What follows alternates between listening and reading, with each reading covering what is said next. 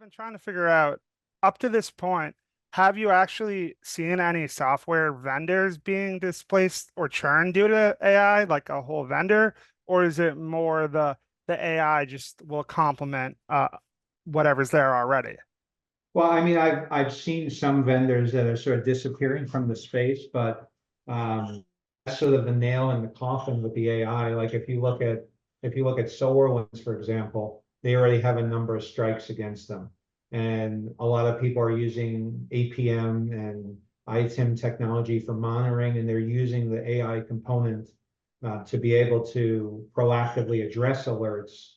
Where in SolarWinds, that's sort of an afterthought at this point. So I think there are some that are sort of stepping out of the market, but generally I see everybody creating their own component that's going to operate in their own little world. And the question is that if I have 200 software packages, does every AI component talk to each other, or are they all siloed, or we don't know how that's going to play out yet. Understood. Yeah. So it's just another criteria to figure out on the list. I do want to pivot now. You were mentioning SolarWinds and the monitoring space a bit now. And if you don't mind, I was wondering if you could just give us some insight into like the state of the observability space right now. Yeah, so the observability space has gotten ridiculously crowded. You have players like Elastic, who probably shouldn't be in the space, that are now in there. Then you have the leaders like Datadog, um, AppDynamics, New Relic, and such. And Sure. I think there's only a number of those that are actually innovating in the market. So you see with New Relic One, you have that consumption-based model. You see Splunk is we've always called it a SIM, but now it's known as a SIM. They're adding in technology to augment a lot of the work.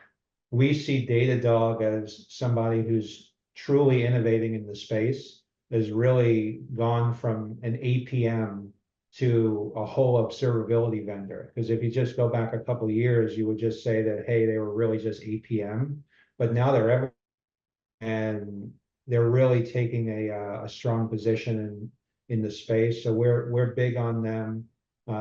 We're also big on Splunk, just because Splunk's been finding that needle in a haystack forever. Sure. But I'm not big on the Cisco acquisition. I only hope they leave it alone.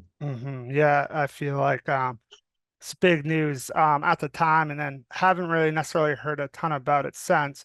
I'm also curious. I know in the past few years, one of the major complaints about these providers has been the pricing, and has that eased at all? And you mentioned Datadog being innovative. In that innovation, have they found a way to undercut peers' prices at all, you think, or is it still a very expensive product? I don't think it's undercutting. I think what it is you're providing perceived value across the spectrum. So like in my case, I have multiple tools.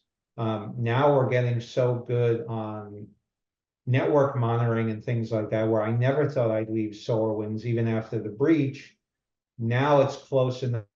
Okay, well, I can drop SolarWinds and just stay with Splunk and Datadog. So that alone is um, a net win for me, and also cost savings. But I don't think anyone's really lowering the price to gain market share in this space. Sure. I think it's if you have that relationship. So like in the case of Elastic, if you're already a search, maybe you can leverage a discount by adding other products to the portfolio. That's great. I can see that leverage that may fit your use case. And then some products you can't necessarily do that. But I think there needs to be some level of consolidation, just because there's just so many names that are out there.